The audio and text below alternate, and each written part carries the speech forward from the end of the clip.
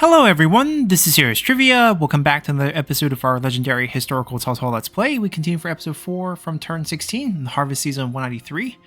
And as we pick things back up, we have two full armies now ready to take on Taoxian and sort of push west so that we can make contact with Yuan Shu, so we can declare war on him. We're actually a few seasons late on that, but it seems like he has getting beaten up a bit. We can't even find the piece of land that he has because He Yi has pieces of Runan here, pieces of Chen, Liu Biao's over here. So he's got pushed into the corner here. We have to somehow get him to Shouchun. So we might actually push down to the Han territory, try to find him this way, and then start giving him land as sort of a symbolic chasing him out of Runan type of situation. Because we don't actually fight He Yi until after 196, historically speaking. So it's a little early for us to attack them. The path down the High Empire just to get to Yuan Shu might be the way we have to go there. Now with Taoxian, we are going to start pushing him out, potentially killing him. Historically speaking, we entrap him in Donghai for the first round in 193, 194. Cao Cao basically runs out of food on these campaigns, pillaging and massacring cities, and then returns back for the winter harvest, and then resets, come back in 194 for the final push. At that time, Taoxian got help from Liu Bei for that continued campaign, but what basically happened was Chen Gong and Zhang Miao betrayed Cao Cao because they did not like the amount of massacring going on in the Xu province. They were disillusioned with some of Cao Cao's policies. There were other scholars that were in Inchuan that was speaking out against basically the war crime that Cao Cao was committing, and Cao Cao executed most of those scholars, and this basically shocked a lot of his friends who come from the gentry class, and they decided to invite Lu Bu in, and the betrayal led by them and the takeover of the Yan province and basically pretty much all of Cao Cao's territory in 194 put a halt to Cao Cao's campaign of wiping out Taoxian. For us, it's very hard for us to generate a faction out of thin air. Lu Bu currently still works for Dongmin. We did see that his satisfaction dipped a bit, but it's not relevant enough to make him a turncoat, which is a problem. We were offered an event during our faction council in the spring. We can, fingers crossed, hope that we get it again next spring. And then we can maybe convince him to become a turncoat. Then we can artificially create a faction for him by making him an administrator and then releasing him as a vassal, and then declaring war with our vassal so that we can set up sort of a betrayal situation in Sapi and then keep him alive until 196, 197, when we do sort of push into him, and by 198 we can kill him so that we can follow history. But in the meantime, let's pick up some skills for our generals. They're going to continue to make the push. I guess we'll take Sapi first and leave Donghai alone to keep things historical. And as mentioned, once they finish mustering, they can push down into Huainan, and we're going to go look for Yuan Shu. Alright, Dong has all our building slots. We have almost no economy right now because of the money we spent on two armies. That's okay. We can actually live with that. She is going to time out. We're going to actually make a little bit less money next turn. They're also going to time out soon, but that's fine. We might shift him around. Right now we don't have that many agricultural places to build, so he's less useful. We're going to just do this upgrade here. It will drain most of our cash, but I think it's fine. Everything's cheaper in Dong for this year because of our council event, so we'll take full advantage of that when we can. We burned it ourselves. We don't actually have to repair. It will slowly repair over time, and we can probably get away with that. Waiting for the rebellion to happen here. We can actually go all the way up with our taxes this turn because we're getting a rebellion anyways. It's not going to go over -100, so might as well push it as far as we can. Elsewhere looks good. We can fix that easily later on. That might be everything. Not much value there.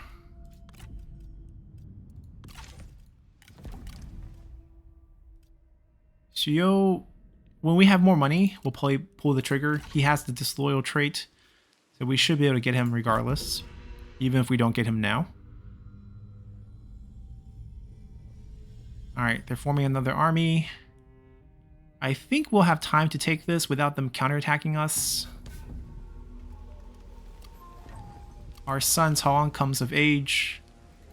We can only side with our wife because of the trait alignment. Gongsun Kang leaves his father's faction? We need him. We need him over there. Alright, we'll let him wander around. He's one of the few northern factions we'll leave alive. His job is to help us execute Yuan Shang and Yuan Xi. But that's fine. Had an argument with Dad. The only thing I'm concerned about is that this army will attack us and we'll lose our no defeat achievement. That is high on our list, so we're trying to play within the scope of our historical setup as well as what we can technically do in the game. I think we do have to just go siege them. Alright, we set up the siege. We can't attack right away.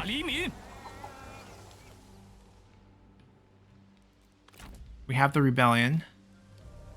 They're not a threat right away, plus they have to siege the settlements. It's actually going to currently help us fix.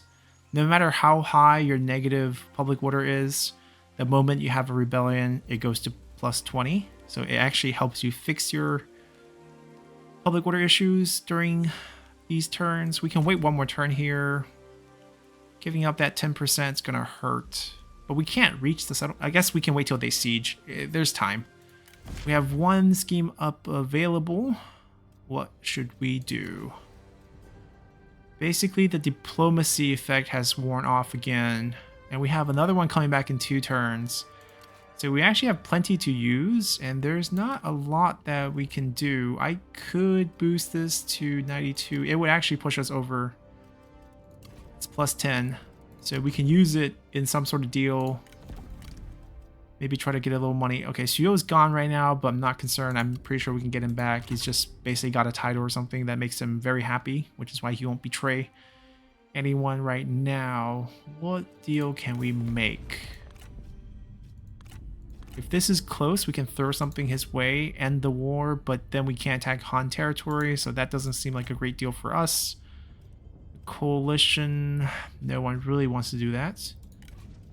Maybe we can just get more value from Yuan Shao. The problem is, if we make him too poor, and he does poorly in the north, he's not going to be an impressive foe when it comes to Guandu. So maybe we'll actually make a deal with Kongro instead.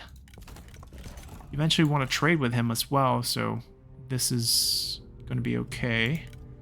Let's say we give him 20 credibility. And we can't do any food deals in there, but let's see, he's generous enough to give us a splash. Who else can we throw some food at? He's too poor. He's equally poor. Liu Bei. Let's do Liu Bei. Let's throw one food at him. He doesn't really need food. And then we request payment. We also trade 20 credibility here. And then hopefully we can get a decent amount from him. I don't mind keeping him a bit weaker because we are going to try to shift him around. And he needs to have less than 10 territory for him to absorb Liu Biao when Liu Biao dies. For that event to trigger properly, and we shift him west. So we're going to keep him weak. You can see that he actually has claimed all of this land in Donglai and Langya. And he has, I'm guessing, 6 holdings. We don't want to encourage him to grow anymore.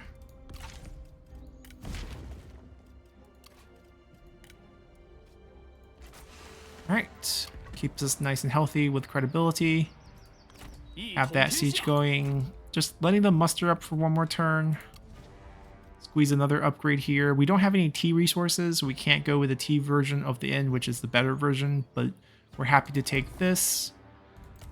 Our assignment is off, but our income is not so negative. Our son, Cao, who has come of age, is quite useful for producing food.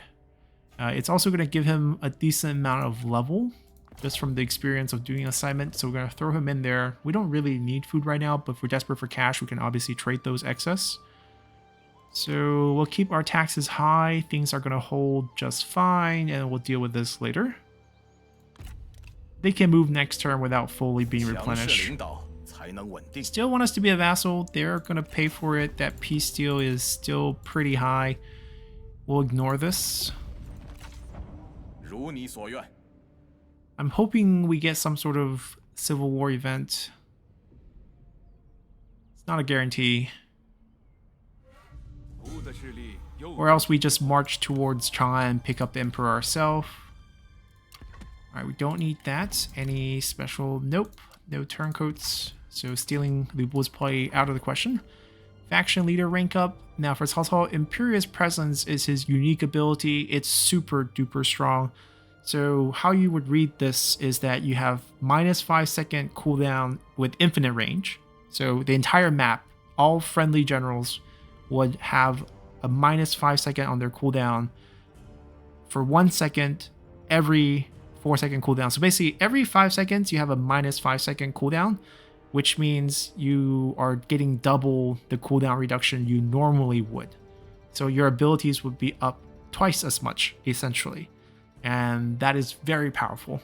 We need to get him in an army with someone with powerful abilities. So Cao Ren has an infinite heal ability that's really good that goes with this. Any sort of Flame the Phoenix, Roar of the Beast, Vanguard abilities all synergize really well with this. Alternatively, we can go with Understanding right now and just get +1 rank for all recruits, but we already recruited and we got +2 rank from the building. We could have got +3 with this, but we're locking in that ability. It's one of the most powerful ones, at least on Cao Cao. They're still building up. Does she have an item? She does. Yellow Turbans tend to hoard a lot of the good items. It just basically spawns into the faction and they just have it. Other factions get items too every turn, just that you don't see it because they equipped it on different characters. We're going to go here. Right, it's not going to slow down our replenishment. And we're basically just going to pick them off next turn. Over here.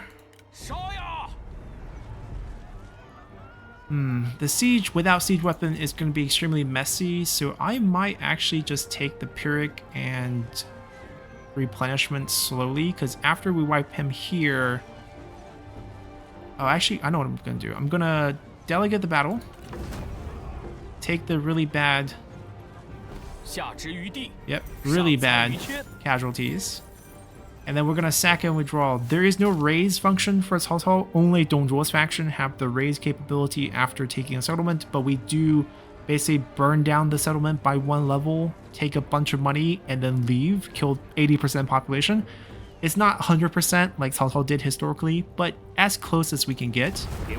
And we can siege them later, and also this represent us pushing them into Donghai. We can go down to Xiapi and take that one first.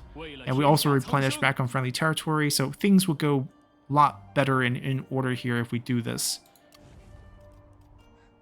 Alright, let's see what we can do with the building. Last turn of Dong being cheap, we got the upgrade and our 4th building slot. So when we talk about stopping a city build, right now going to a large city build, the building slot stays at 4. There's not a lot of incentive for us to take that leap.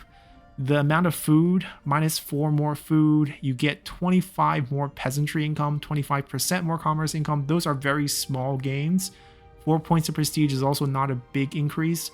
The 500,000 population cap increase looks like a good thing, but as your population grows, it's going to affect your public order.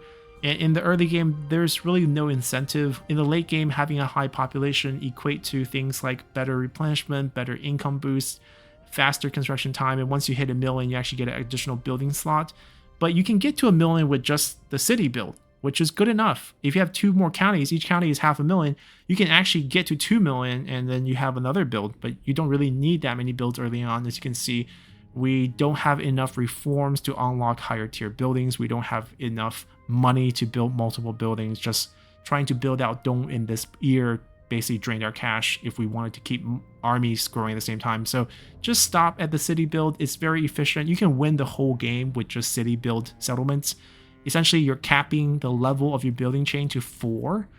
If you look over here, you have to be a small regional city for the 5th tier building, which is level 7. So you got to upgrade this twice. and you get a 5th building slot, and then when you hit rank 8 you get a 6th and final building slot. So only build those when your reforms catch up. So if you're not in the late mid game to early late game and you have the reforms unlocking these higher tier buildings, you can see you need reform state monopoly for this. You even need a reform for, you know, tier 4 or tier 3. We don't have those, so going higher tier is just draining our cash. Your city costs quite a bit to upgrade, just like how we said the buildings are inefficient with the rate of return. It's even more inefficient because you don't get actually increased income. Like 25 peasantry, that's not really income. That's just something to make you feel good about yourself. Now the 4th building slot, private workshop. The multiplier building for commerce and industry. Because this building exists and ultimately upgrades to something like this, it's a purple building, which just means it's industry income. It only gives 40% because the base numbers on industry buildings are really high. The state workshop can go up to 500 base industry, whereas commerce only goes about 200 plus. So the multiplier, 190% commerce. This building is what glues together the purple and blue builds.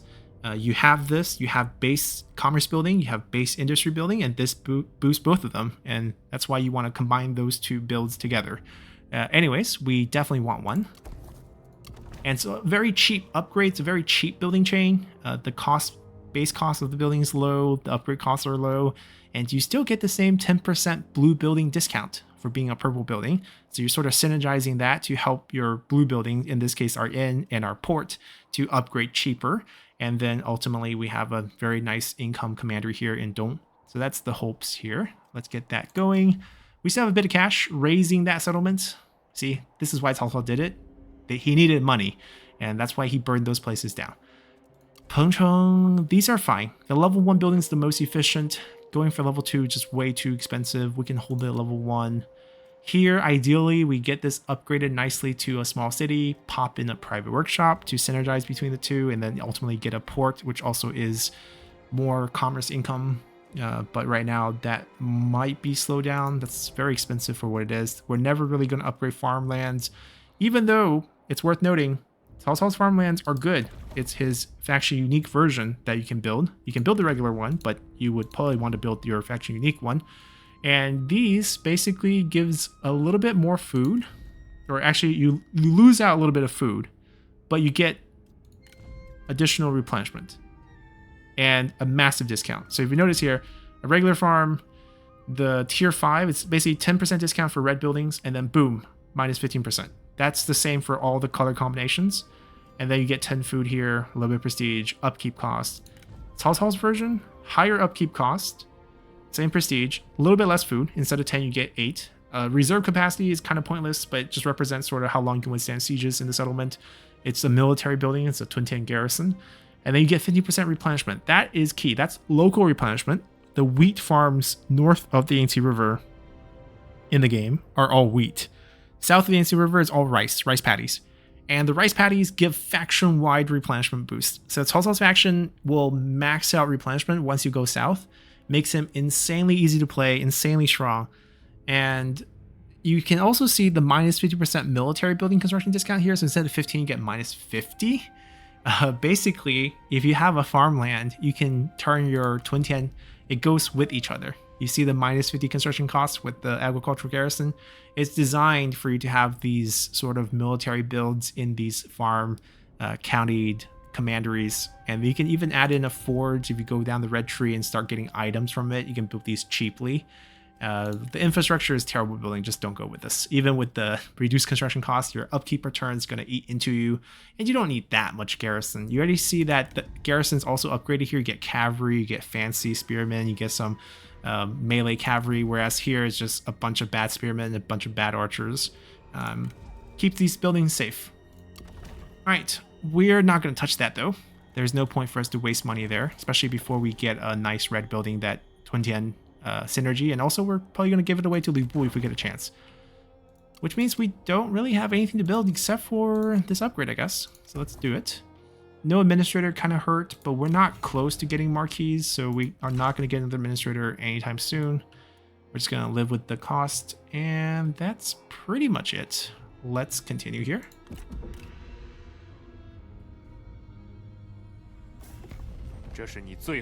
Wants to sign peace deal with us. Normally, very lucrative. Ask for per turn income if you want. This is what I mean by fighting wars, get a peace deal, let them pay you. They're going to be weak. Take more land next time. A few turns of rest, switch opponents.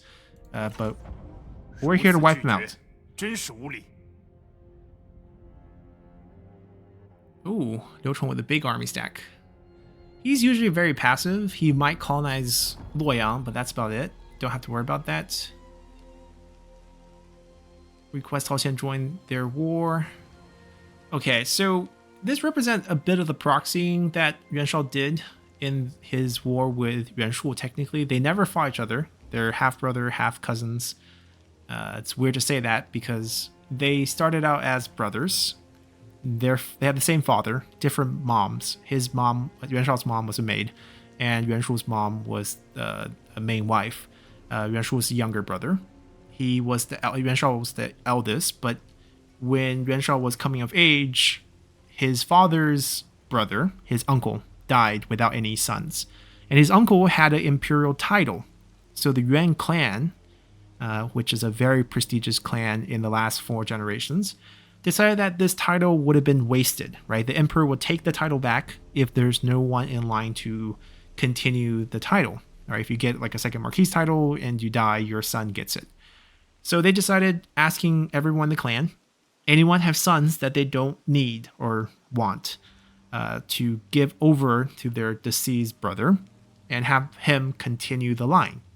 So Yuan Shao, being the son of a maid and someone who's neglected at home, was picked, and his dad basically gave him away, and he became the son of his dead uncle, and he got his title, he got his own estate. It got him started on track to becoming who he eventually became.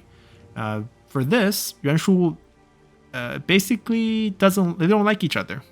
Yuan Shu doesn't like the fact that the bigger brother that he picked on growing up now has his own title, has his own estate, is his uncle's son, is now his cousin. And Yuan Shao doesn't like Yuan Shu for picking on him when he was young. So the two never went to direct war with each other, but they proxy war against each other. So Gong Sun Zan attacked Yuan Shao partially because of their own thing, but also influenced by Yuan Shu. And Cao Qian was influenced by Yuan Shu to sort of fight Cao Cao because Cao Cao was Yuan Shao's friend. So it's all a mess. All right, the West is also fighting. We get to go pick off some Yellow Turban rebels, and this is really not a worthwhile battle to fight. We're just gonna pick them off, pick up some income. We did not get their item, but it was not a good one, so we're not gonna miss out on that. We're just gonna pop back in here, heal up a little bit, and attack this next turn. It keeps Yuan Shang got married into the family. This is a mess.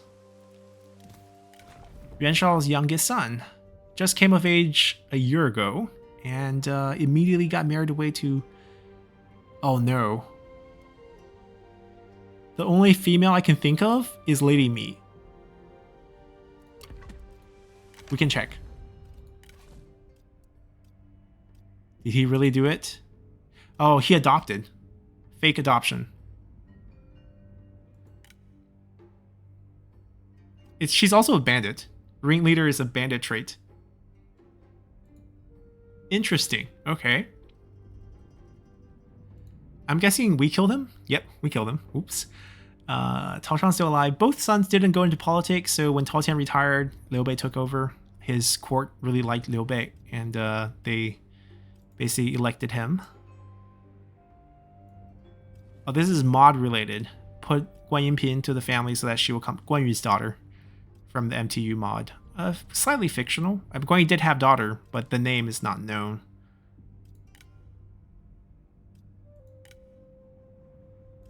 Just checking out everyone's family. So he married away his youngest son. Yuan Tan's still with him. Yuan Xi's still with him. Okay, that's fine. We're trying to meet him. Don't die before we meet him. Alright, the army's not doing very well. I don't think they can attack us next turn. Can we do a quick attack? Can you guys stay? They're gonna be weak, but they're weak. They're strong enough to take this. That's the problem. The garrison's really bad here right now. Guess we're in no rush. We'll just sit there. Alright, nothing going on here, but we are going to swap this. Because it's time for Spring Faction Council meeting. Increased income is quite good, but I'm not sure we want the negative positive ratio with peasantry. I don't really care about population growth. I do want to pick up Xuhuang though, one of our 5 elites. I don't like the choices we have here. These are not great. So what we can do is actually take a few more actions this turn and see if we can get the game to give us some other actions instead. We'll pick up a reform. We have to go here now. We're 2 away from Silk Road Expedition. Extra administrator, helpful, but right now we don't really have another sentinel. That's fine. These will slightly change every time you open them. But it's gonna require something else being available for us to pull that off.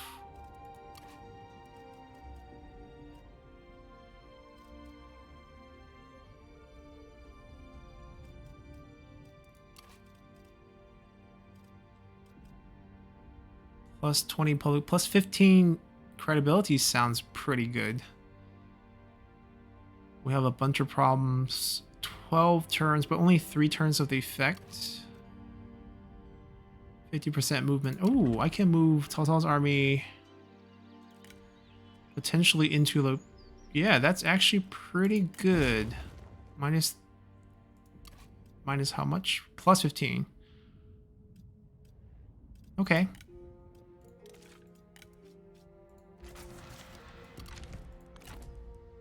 And we can get this done right away. Also, too small of a retinue for us to fight. We can fight him, but we'll just be wasting time. Alright, we're trying to find our man. We might have to go pretty deep into Lujiang to find him.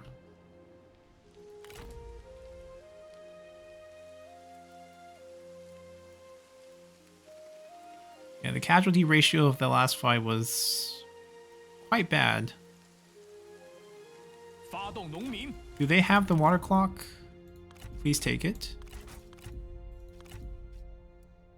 I mean, 3% extra means a lot at this point. Unfortunately, I don't think we're gonna get anything great.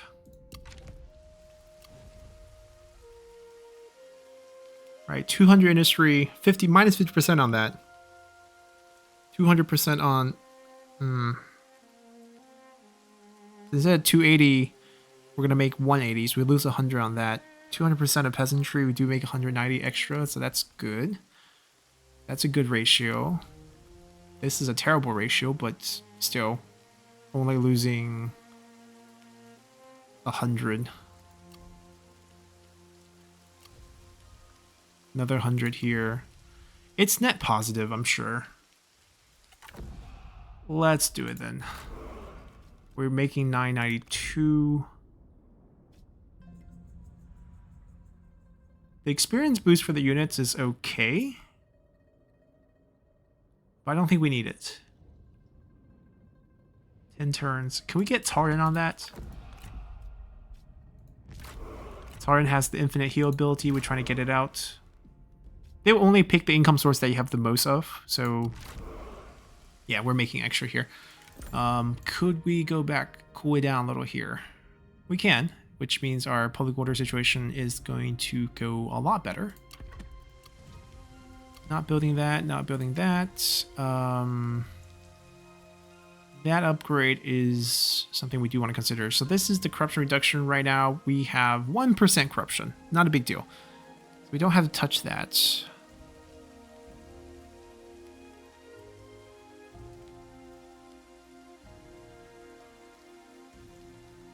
And we're going to leave that alone as well.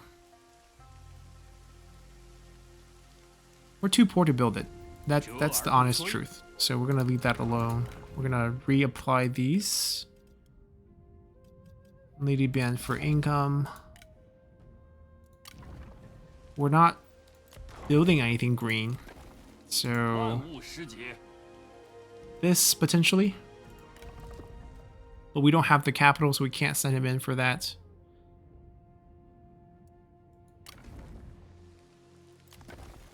All right, his new job is going to be just boosting income here. Worth about 55-ish, or 45. First income, I think, is 90. Let them heal up, and we'll just make the push and look for Yuan Shu. And that's pretty much all we will do. Let's continue.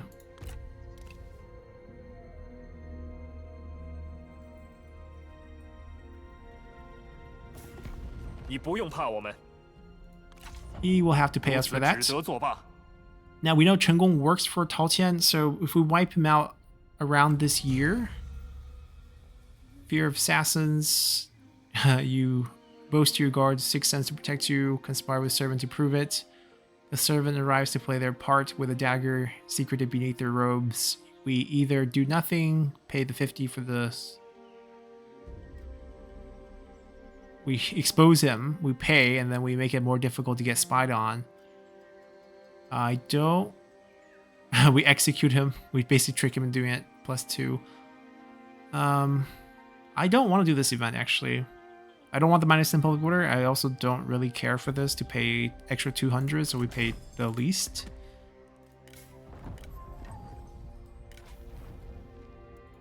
Fan Chou? Fan Chou should be dead in the civil war between... Oh, he went south?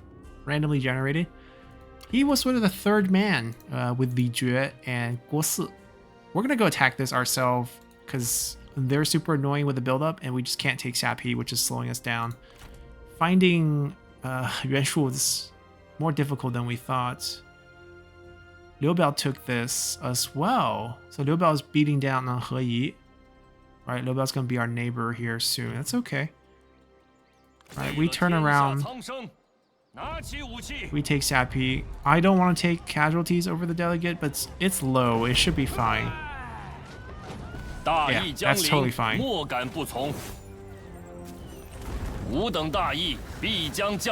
And we occupy it just in case we get a chance to...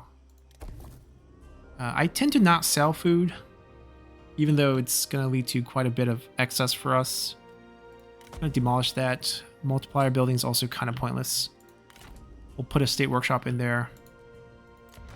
I guess now we're just going to wipe out Tao Qian first, free up all the characters that he's not supposed to have, let them go to other people's pools, and hopefully things get fixed. Yeah, I think that's the plan. There's nothing we can do here. That upgrade, I don't feel comfortable with our income to do that. We got some nice items. This we can use, surplus markets, and not only that, some extra trade influence worth about 2 coins. As he explained, it's just splitting the same pot with a slightly skewed ratio. So 5% extra is not going to swing things too drastically. Yeah, I think we're good. I don't think we saw any new turncoats. Absolutely not. Don't think there are new deals. Tao Qian still want to... Oh, he really wants peace now. Alright, we commit to finishing him with the army that we have a siege weapon in. Should just finish him off entirely. He's willing to pay. Cao Cao never had to deal with Gongsun Zan. Historically, Yuan Shao isolated in between, and then Yuan Shao wiped him. So I don't see any issue with us dealing with him. He wants to fund the war effort. And we can weaken him against Yuan Shao, so perhaps he'll be weaker, and Yuan Shao might have a better chance at following history. Right, they border each other right there. They're splitting Pingyuan, which technically belonged to Gongsun Zan, with Liu Bei being the chancellor of the princedom there. It's not actually commander, it's a princedom. The difference just being there was a prince assigned there. Immovable, we're just forced to pay. We don't have the necessary trait to pull this off. Which scheme became available? New reform. Perfect. It's been 20 turns. This one's the best. Did we overflow? We might have overflowed there. Yep. Got too excited about new reform. And we're just going to speed our way to Silk Road, get another trade route so we can trade with Kongron, and also pick up Onyx Dragon as an option for our range portion of the army. We have currently one strategist, but eventually we'll have more. Oh, we cannot reach.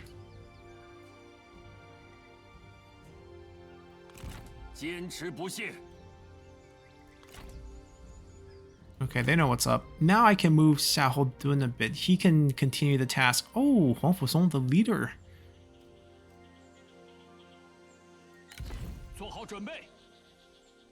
We do want to keep replenishing, so we can't really do that. He's not crazy enough to take on the whole garrison, right? Do I need to summon someone here just to look over it? Because the way we're playing, we don't want to take any defeats. And if he decides to just attack, we're not going to hold that.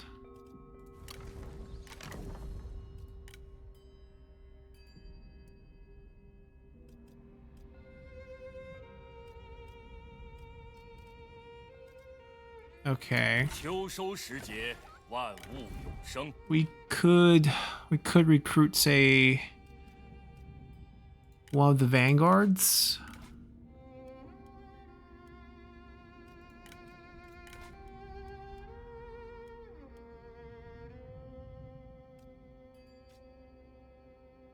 It would still be pretty expensive to put them in.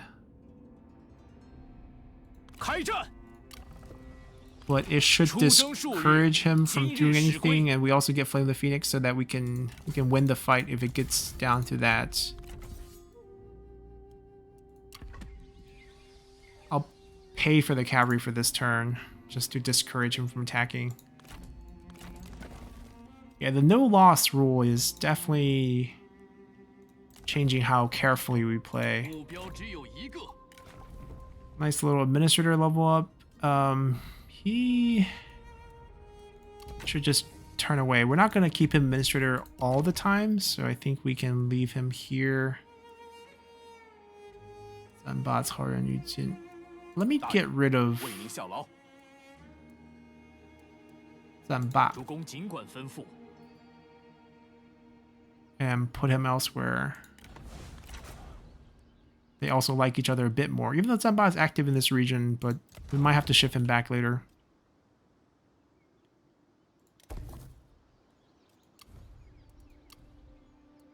Alright, I think we're good. Winter 194, Wipeout, Talxian. Slightly ahead of schedule, but overall not too bad.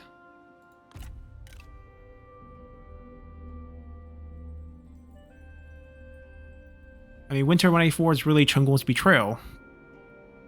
Hopefully, if we free up Chengguo from the faction, maybe we can get something to happen. Right? It'll be one turn away.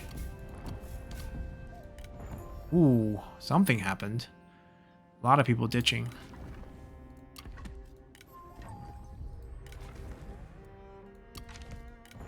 Wait.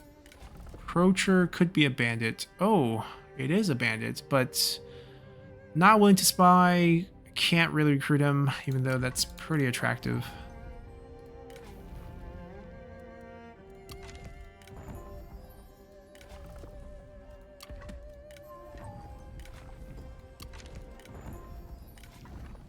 I know we're missing strategists, but we're not just going to recruit any random girl.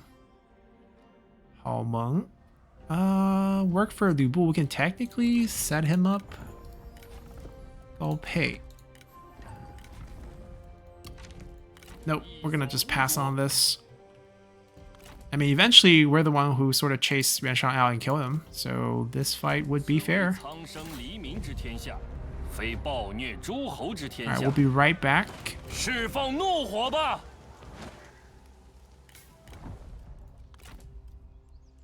Nobody's going north a little bit. Staring contest. We can fire him now.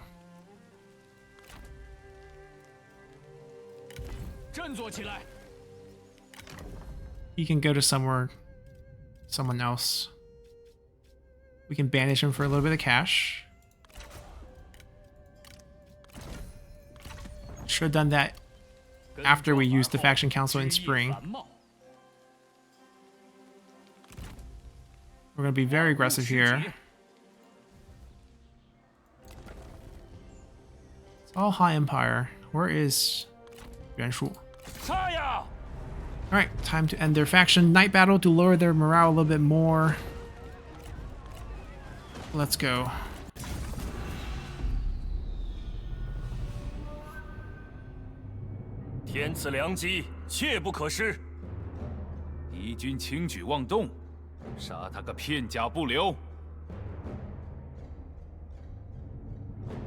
Ending Tao Qian's threat in 194 is historical in that regard. Timing is right.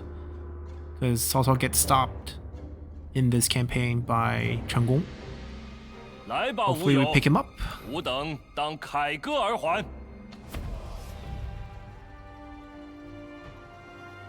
Alright, we're going to be attacking from this area here. Small amount of walls so we can focus fire our trebuchets. Let's just grab everyone and go there. We don't have Flaming Shot right now, so not going to be super good here, but can't be picky. We'll at least get rid of the towers.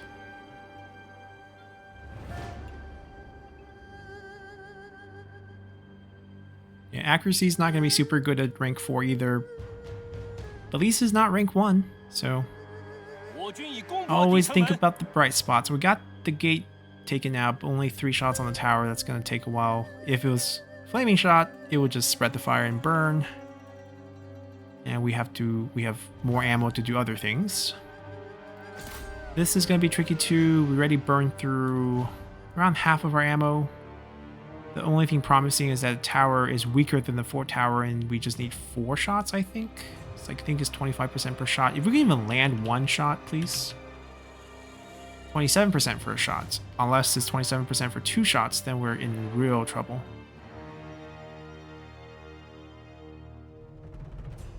Okay. We have a couple more volleys, 80%. Got a secondary gap there. We hit that more than we hit the tower. 1 ammo left. Oh, we got it. Wow. Unfortunately, this wall was so close to being collapsed too. But we'll take that. That is clutch. We don't have turtle. But we do have shield wall, which does give us a little bit more range block chance. We're going to be at 70%, but that's not the best thing to do it. The best thing to do is to do this. And what we're doing is we're just going to encourage the enemy archers to shoot at us. And the reason why we can get away with this is because look at our melee cavalry. 85% innate range block chance.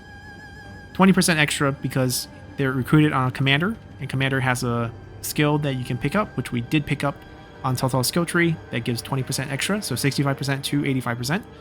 And then we have 50% missile resistance. So of the 15% that's going to hit us, 50% of that damage is reduced. So we can just sit here and let every single archer inside empty their quivers at us so that our troops don't have to suffer the same fate later on. We do have fire arrows. Oh, that changes things. We can burn the town. If you burn the town, it would lead to settlement destruction. And the destruction will lead to maximum of 20 points of morale debuff, 20 points of melee attack, and 20... But that figure is a little bit off because Three Kingdoms doesn't technically use melee attack and melee defense. They basically just use an evasion system to encapsulate both of those stats, which are more common in other Total War games. A little leftover here in this text box that's not being updated. But essentially think of it as a morale loss. 20 points of morale is quite high. Night Battle is also worth like 15 points. Does any idiot... Oh, we have also idiots willing to fight duels with Dianwei. So let's go ladies first. We have to get into range. I turned off automatic dueling so that we can ask and get the maximum amount of experience. Come on, ladies first. She's all the way in the back. We can fight Yuan Shang first, but looks like we're going to be inside. The halfway point's going to be inside here. So we can look at our cooldown, right? Normally it's 120-second cooldown. First, let's start the fight and activate it. She also used it. So we're just going to be over 100% evasion for both of us. And what happened when you have that is there's a base hit rate, which I think is 4%. So we're basically going to hit 4% at a time. You're not going to see much health decrease here. The chip health on her is from the initial charge. We knocked her off the horse. That one's a little random. And we got damage in there, and then no one's getting hurt right now. You can see Imperious Presence being applied constantly. So the cooldown's going to start 120, and then just look at the chunk that's going to happen. There you go. From 116 to 111 automatically, and then from 6 to 1. And we're going to get it back so much faster than her. And that applies to all abilities with cooldown. So Cao Cao is going to be really good with this. Just being in a battle with generals who can use abilities. Now, she has a really good one for dueling, but we have to now get her in here to kind of apply that. Look at our cavalry. This guy lost 3 units. This guy lost 0. And their archers are just... This one's almost out of ammo. We're basically turning their archers into useless units. Alright, Ganwei just has better stats anyways, and he's gonna chop her up. Good armor. That's basically what we're doing. We're not actually dodging many of the hits, but we have high enough armor where her weapon's just not gonna hurt that much. And we're almost done here. When we hit 6, it'll go to 1, and then we can use it, and her cooldown's still far from being available. Because she used it before us, so she could have used it again if it was just the same cooldown, but she's not gonna get a chance. We're just gonna kill her here.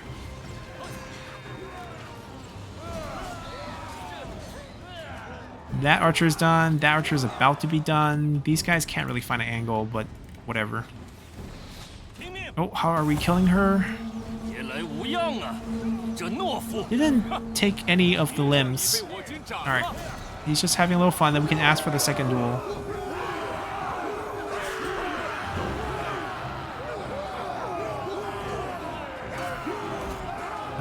Can we snap back out of the duel? No?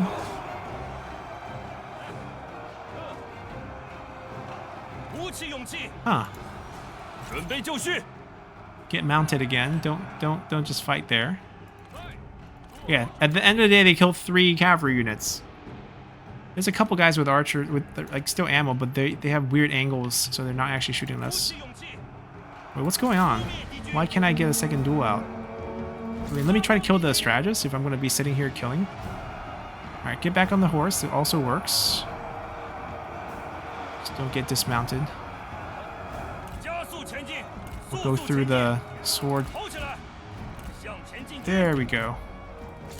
I'm just going to kill her first. She's going to use Whistling River here. Yep. We have it back already. So we got debuff. And then we actually don't get the armor back. Alright, because this doesn't boost armor. We get the 5% back, evasion back.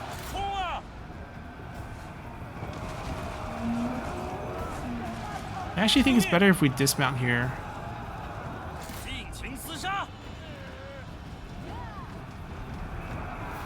We have faster attack rate against cavalry units. Basically, there's no match animation between a cavalry unit and a unit on foot.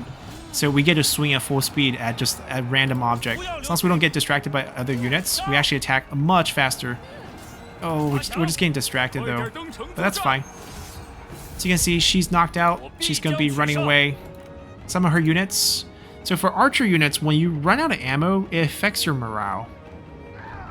It's not listed here, the other, right? When you don't have any more ammo, you actually will lose morale there.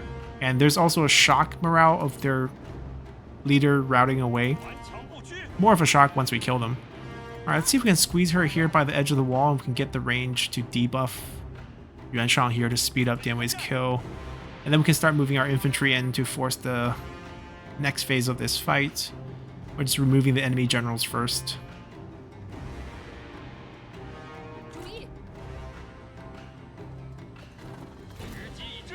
It's back already. God, we love Cao Cao.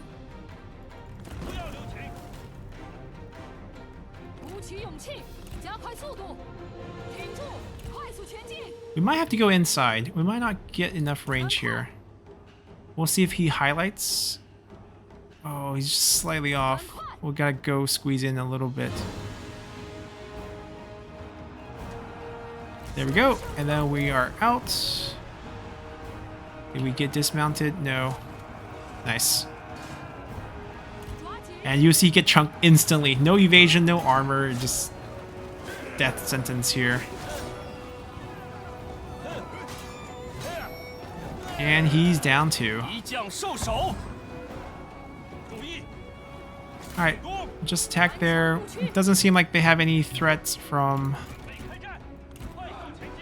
their range. We're going to send our infantry in. Now cavalry is going to be a little tricky here because getting them clumped up, unable to charge, is just not great.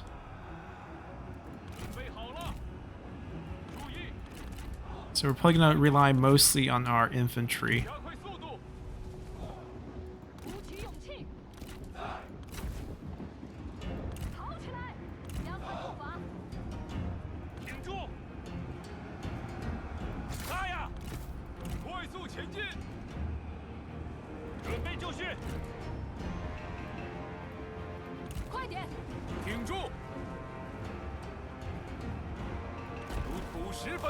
Giving him a boost, let him hold on to his boost a little longer for the infantry to get here. Don't send everything at once. They just clump up. It's not efficient.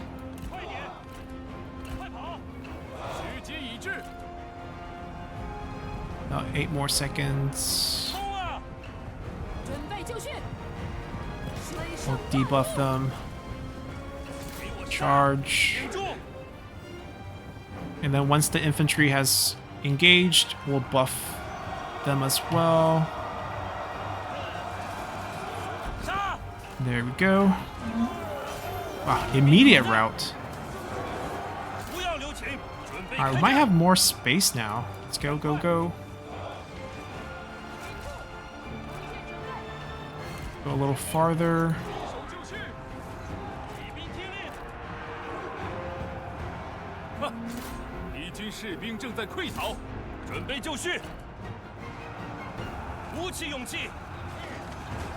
If we can get back on our horse, might be more difficult. We can try this slit. Let's get 2 cavalry units. Try to get in over here.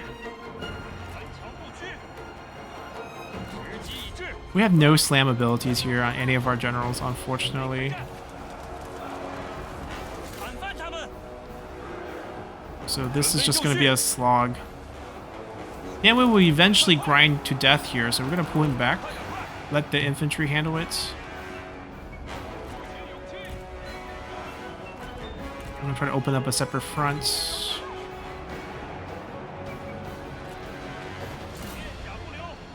Alright, he's out. Debuff the enemy units. Buff our ally units. Don't really want to send our cavalry into the enemy spear unit there, but we do want to get behind them. Okay, don't let them block the gate. No, no, no, no, no, no, no. Alright, just charge them. They're not braced.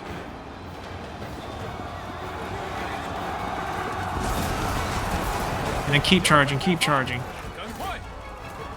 Get inside, flood inside. We're gonna ignore this clump, because it's gonna be a clump anyways. We want to break in, how far can we break in? 1 group of archer there. Gotta send them in. They can come in and flank here. And then looks like we can free up our other cavalry to go in as well. This is a decent gap. They're no good. Move them up a bit more to shoot deeper. Sending our last spear. Give them another boost. Alright, the archer damage on shock cavalry is significant, and they are going to play route here. We are using militia tier cavalry units, so not going to be the best thing in the world.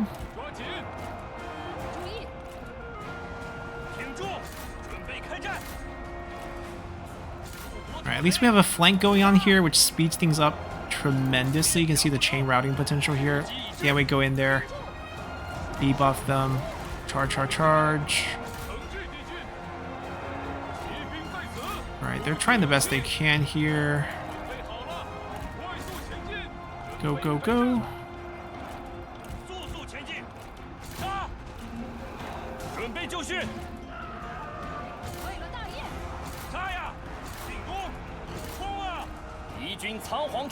Alright, help them out here.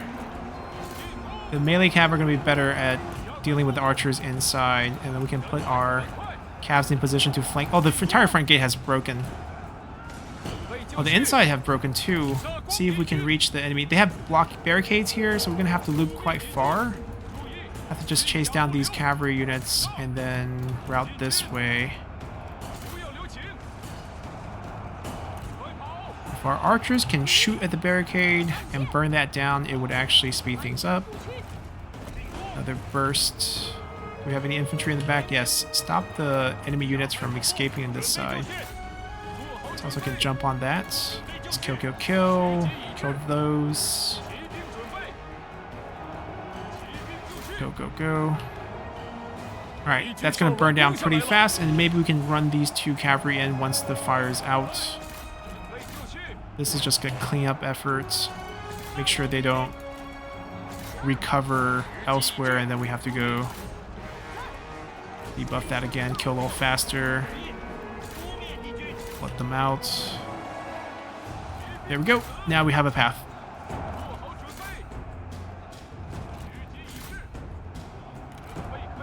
Now they're screwed.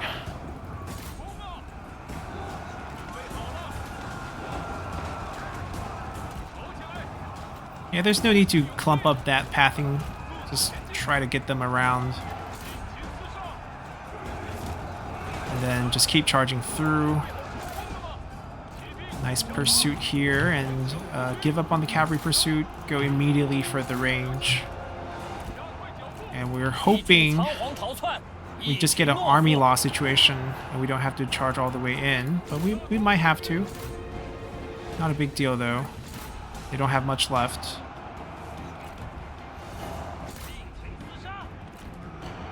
And we just have to clear the plaza after we get all these killed. Army loss? Yep, I think we got it. That was a pretty good siege.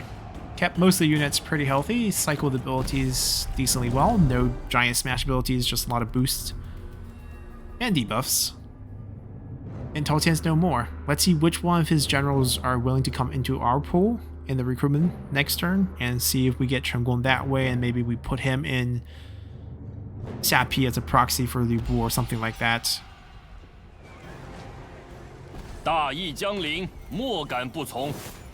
Oh dear, what do we do with him? I can't return him to Yuan Shao's faction. We just release. Hopefully he ends up back with the faction in the north.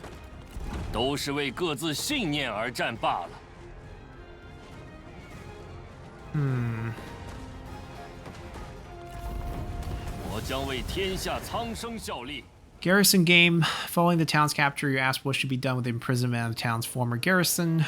Appears to be competent soldiers who might enlist. So we can increase replenishment for the army, we can increase the replenishment for the garrison, we can execute them and reduce morale, we can increase local public order.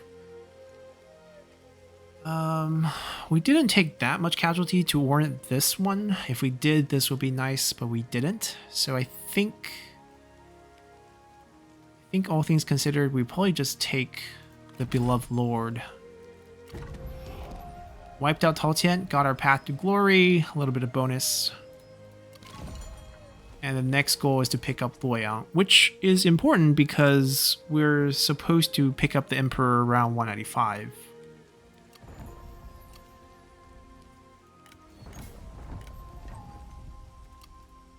So next turn, we'll see if we get any new characters from Tao Qian's former faction. Damn, we lost a lot of health. We're probably going to pick up flexibility just so that this army gets 5% replenishment on top of the reach bonus that he has. It's not a bad town, given how we burned it down once. We're probably just going to slap a state workshop in here and call it a day. Might not develop it that much, given that Liu Bei is active in this area in the future. What do we do with Zerong? I mean, Zerong should just get killed. We can take Guangling because we do give it to the Chen clan as our vassal, and Sun Ce never took Guangling, so we could push down. It wouldn't change anything, historically speaking.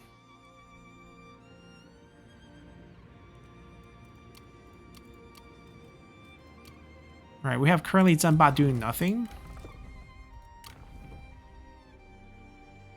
Are we vulnerable anywhere for a sudden war? Right now, it doesn't seem that way. Liu Bei's pretty friendly with us. He's also not home. Yeah, I think we're fine.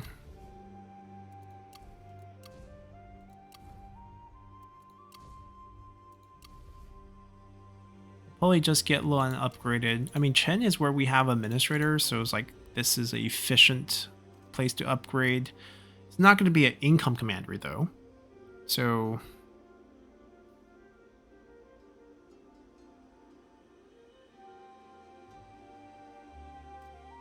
it's just right now we don't have enough corruption to really warrant that. Let's just spend money here. We want that third building slot and also walls, so it's not so vulnerable that we have to keep an army here all the time. Alright, and we'll save the rest. Nothing's changed here. No turncoats. Overflowing credibility because we kind of messed up there. We could have got some value from our credibility points. Military access with Liu Bei. Doesn't really benefit us. Wilson's, however, we can do it. It's pretty far away, and like, what's he going to do down south? Might as well pick up some points with him. I mean, as in, steal more of his money. We can trade 10 points just to smooth out this value. We're secretly helping Yuan Shao, in a sense. I am not forming a coalition with him, however. And that's pretty much it.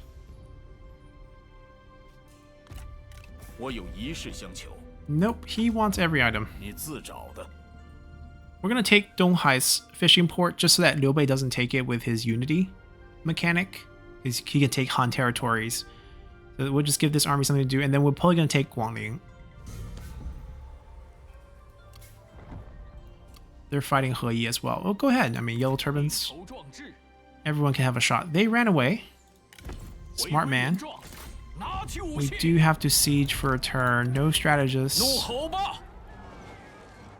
And then over here, flaming shot on the trebuchet secured.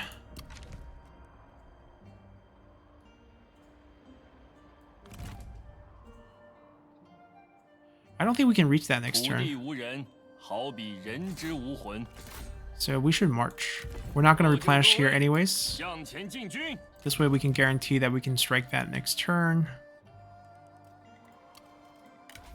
Our son ranked up.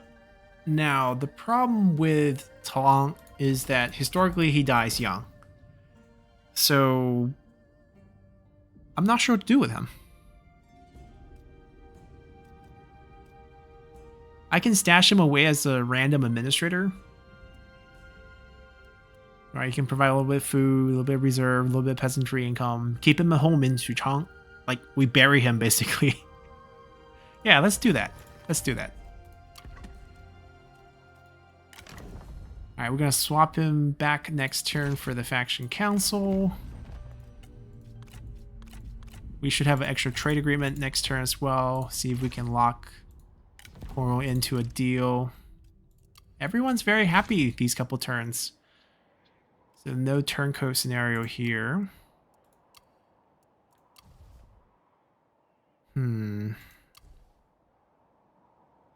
okay with these. Yeah, very cheap upgrade. Definitely happy to just keep boosting that. We want a state workshop here. And we're going to save some cash on top of that. Right, so we're good.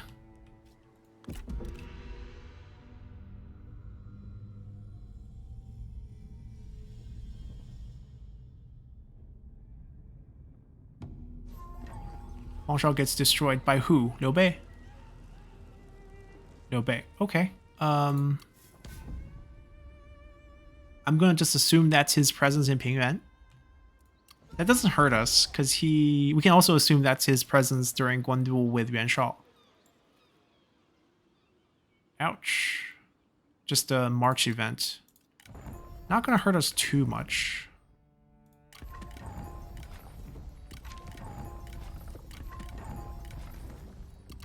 Alright, no one that we want. No one that we want. Swap him back.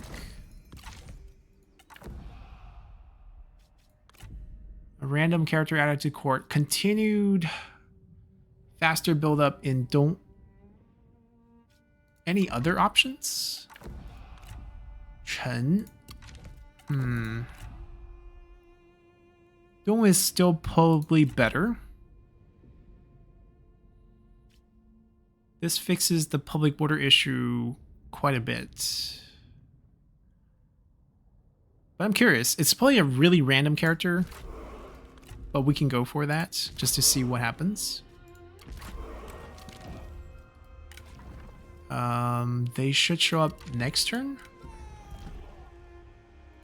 Or a few turns, within a few turns. We'll see who shows up. We get our trade agreement.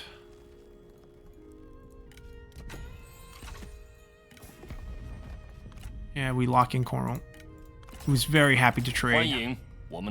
That's his entire faction mechanic.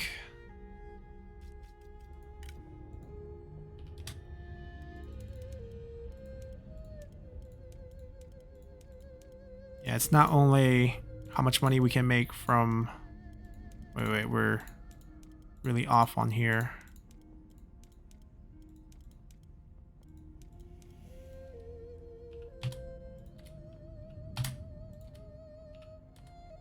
There we go. We make 433 for 10 turns and 428 forever. And we make sure he doesn't think about declaring war on us anytime soon.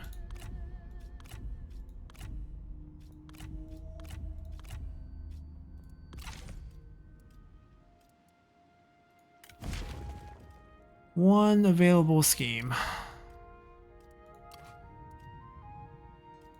Nothing really comes to mind right now.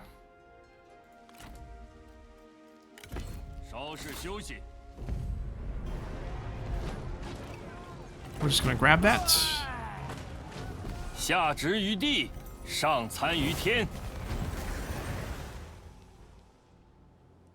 Yeah, we can wipe out Zhang Chao. Zhang Chao sort of get killed by us. I mean, Zhang Miao's brother. Zhang Miao betrays us. We killed him.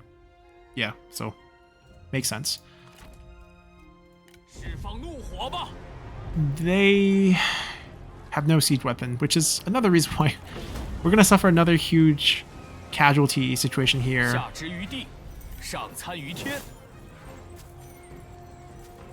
I'm gonna actually loot it down a little because I'm giving this away later. I don't want that building. I don't want that building. Oh my god, where are you? This is Huangzu. Where in the world is Yuan Shu? He's probably just in Runan, isn't he? Wait, we can kind of see, actually.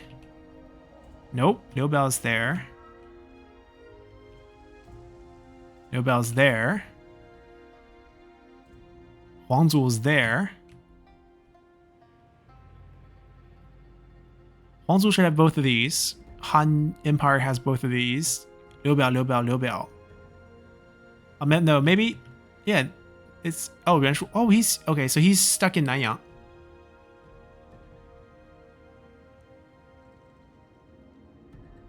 I want to keep him around till like 197 so that he can assassinate Liu Chong.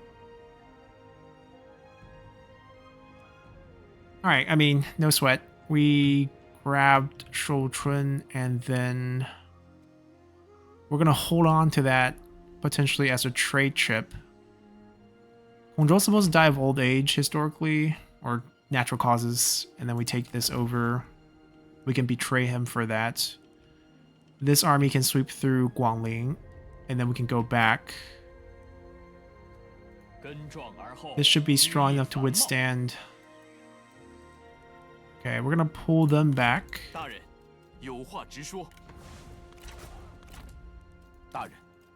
Because everyone here should be friendly, and this should get upgraded tier 4 soon. And then we need to station some troops here. This army can shift over here as we will join the war against He Yi. They will finish things up and also then sweep across from Kongzhou. And then maybe we make a move against Liu Chong and then Liu Biao plus Yuan Shu after that. Ooh, that's a nice horse. Authority boost.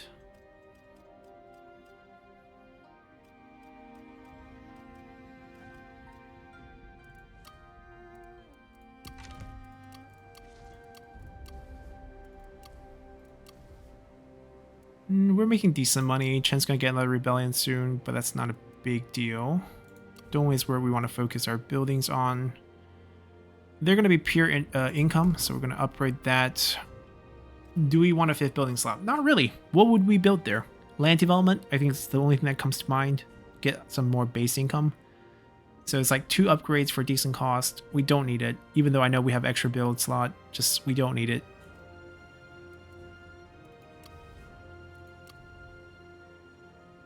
Chen could look to upgrade though. We have the administrator in position. There's no reason why we shouldn't build. Like here we can say we were waiting for administrator or something like that. I could go our version now. We have enough food and the synergies. We could pop this level up, get a small city. It doesn't look like we're going to get Lu Bu or Chenggung. So we're not going to give away Sapi just like that.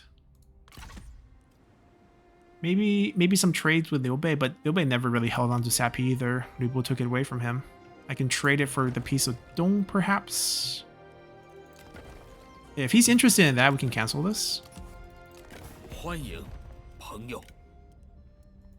That way we get to complete our commandery and he gets to shift closer to Sapi. More than happy to make the deal. Let's do this.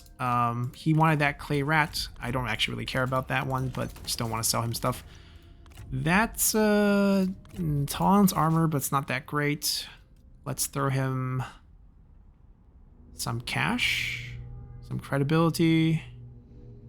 13 credibility is fine.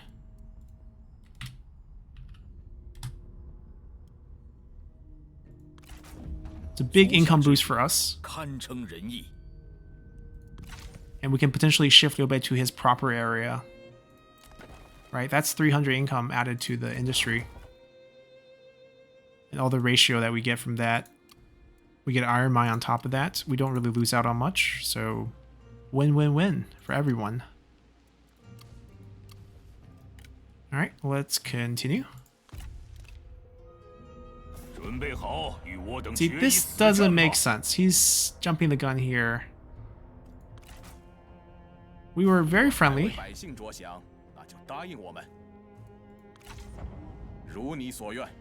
I can try my best to get a peace deal with Yuan Shao though.